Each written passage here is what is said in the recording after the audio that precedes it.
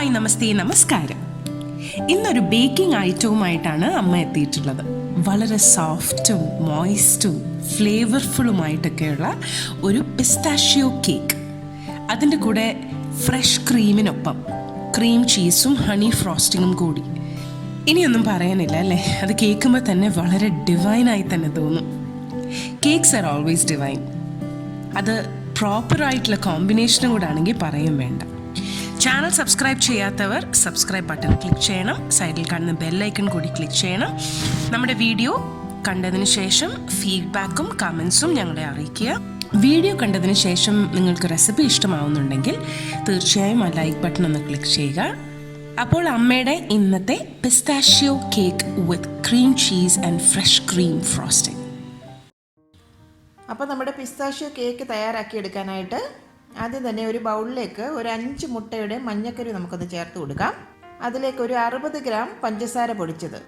60 gram എന്ന് പറയുമ്പോൾ ഒരു കപ്പിൻ്റെ 1/3 ഭാഗം കേട്ടോ. ഇതുപോലെ ഒരു ഹാൻഡ് വിസ്ക് കൊണ്ട് നന്നായിട്ട് അങ്ങ് മിക്സ് ആക്കി എടുക്കാം നമുക്ക്.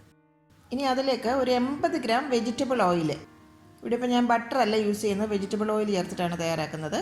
ഒരു 80 ഗ്രാം വെജിറ്റബിൾ ഓയിലൊന്ന് ഒഴിച്ചു കൊടുക്കാം. അത് ഏകദേശം ഒരു കപ്പിൻ്റെ 1/3 ഭാഗമാണ്. മെഷർമെൻറ്റ്സ് ഒക്കെ കറക്റ്റായിട്ട് എടുക്കാൻ ശ്രദ്ധിക്കണം, എങ്കിൽ മാത്രമേ നമ്മുടെ കേക്ക് പെർഫെക്റ്റായി വരുള്ളൂ. വീണ്ടും നന്നായിട്ട് ഹാൻഡ് വിസ്ക് കൊണ്ടങ്ങ് മിക്സാക്കി കൊടുക്കണം.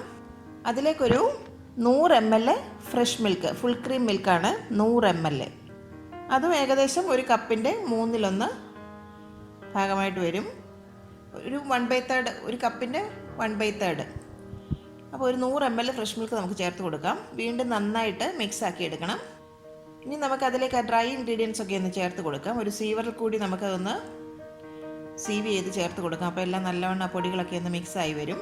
അതിനായിട്ട് ഒരു 120 ഗ്രാം, അതായത് ഒരു കപ്പ് ഓൾ പർപ്പസ് ഫ്ലോറാണ് ഞാൻ എടുത്തിരിക്കുന്നത് കേട്ടോ. അത് കുറേശ്ശെയായിട്ട് നമുക്ക് ഇതിൽ കൂടി സീവ് ചെയ്ത് കൊടുക്കാം. അതിലേക്ക് ഒരു നുള്ള് ഉപ്പ് ചേർത്ത് കൊടുക്കാം. 1 teaspoon baking powder, 1/2 teaspoon baking soda.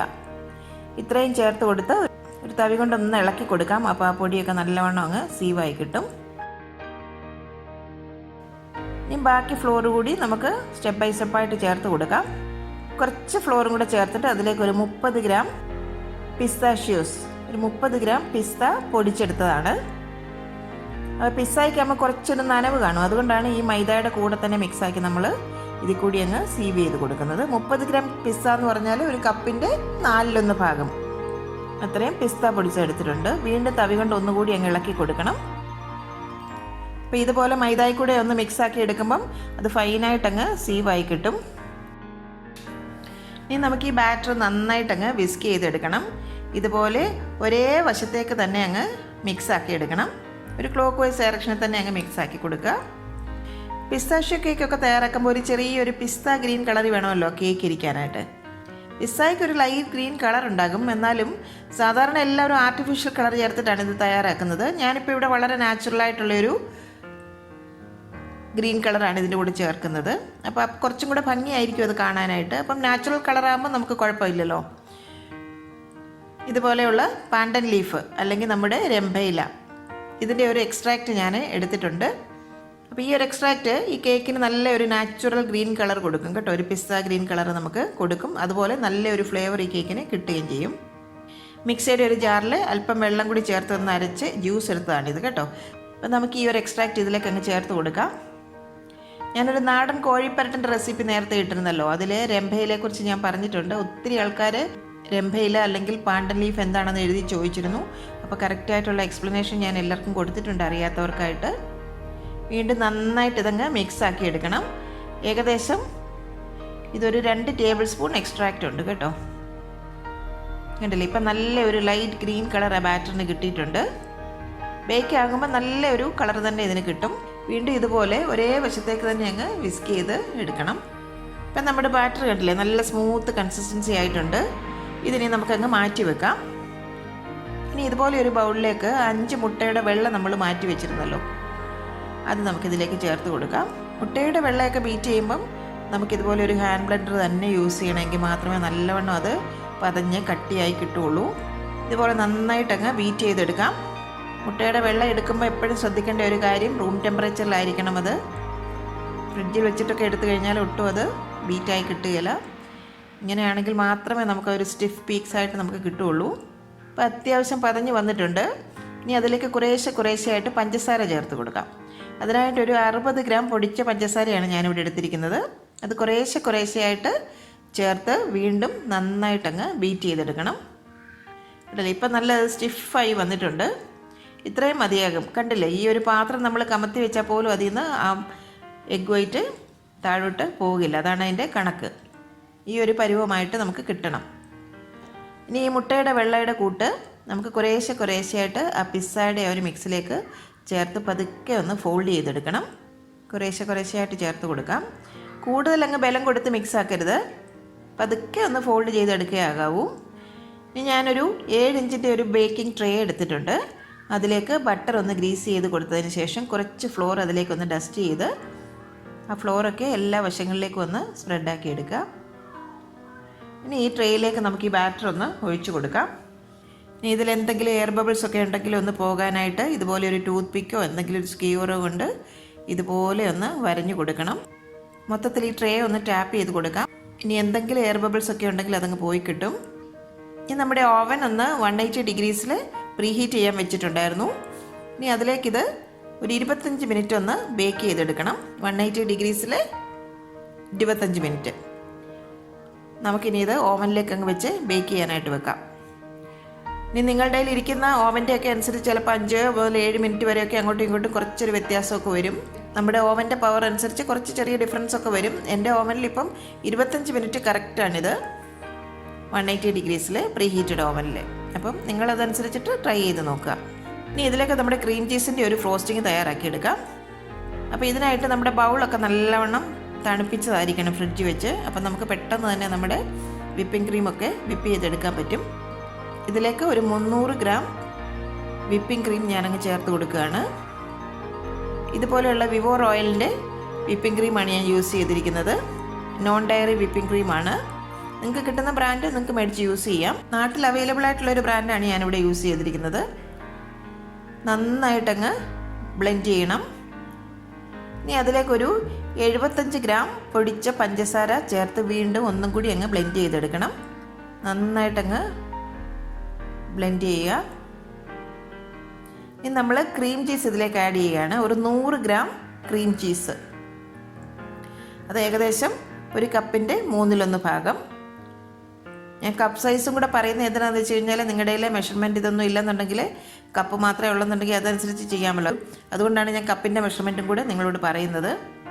അതല്ല വെയിങ് സ്കെയിൽ ഉണ്ടെന്നുണ്ടെങ്കിൽ ഗ്രാം അനുസരിച്ച് നിങ്ങൾക്ക് വേ ചെയ്തെടുക്കുക. എങ്കിലും മെഷർമെൻറ്റ് കറക്റ്റാക്കി എടുക്കാൻ എപ്പോഴും ശ്രദ്ധിക്കുക. ഇനി അതിലേക്ക് ഒരു 1 ടേബിൾ സ്പൂൺ ഹണി ഒന്ന് ചേർത്ത് കൊടുക്കാം. അപ്പോൾ നല്ലൊരു ഫ്ലേവർ കിട്ടും.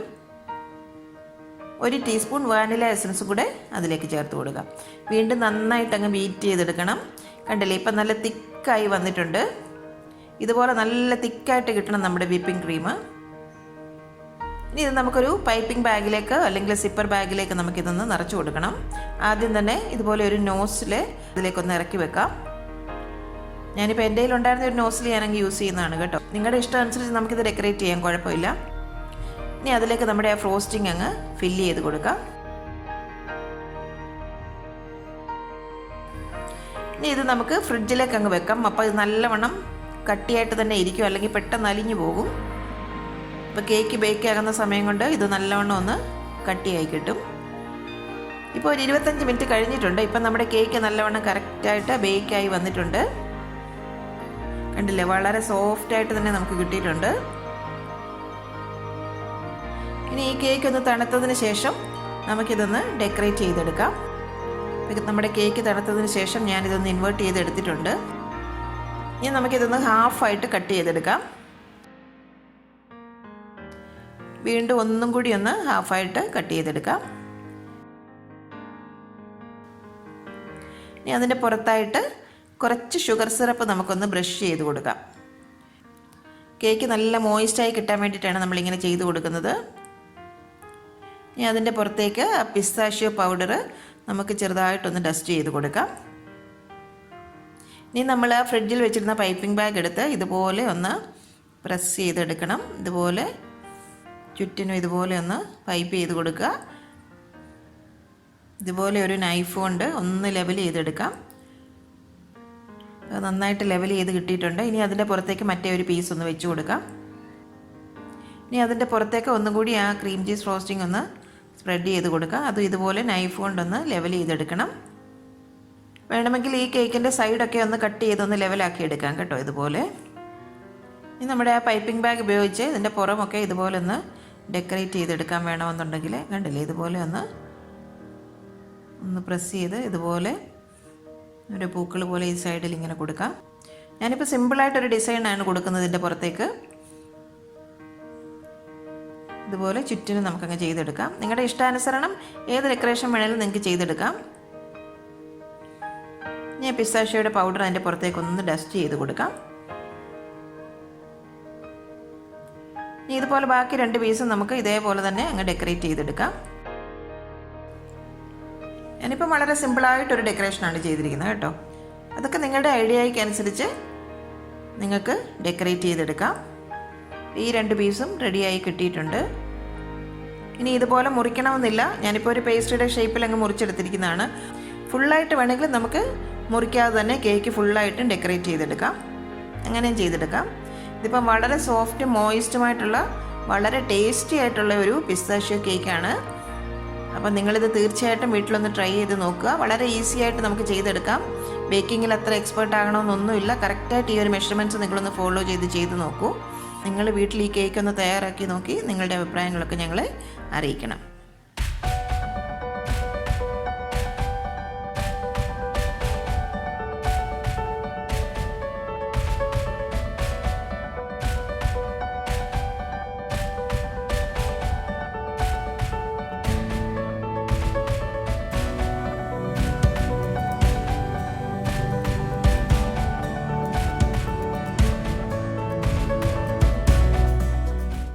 അമ്മയുടെ ഇന്നത്തെ റെസിപ്പി നിങ്ങൾക്ക് ഇഷ്ടമായെങ്കിൽ ഈ വീഡിയോ നിങ്ങൾ തീർച്ചയായും ലൈക്ക് ചെയ്ത് ഷെയർ ചെയ്യണം.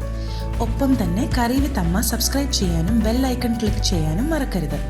പെട്ടെന്ന് തന്നെ ഞാനും അമ്മയും മറ്റൊരു റെസിപ്പിയുമായി എത്തും. അതുവരേക്കും നന്ദി. Good bye.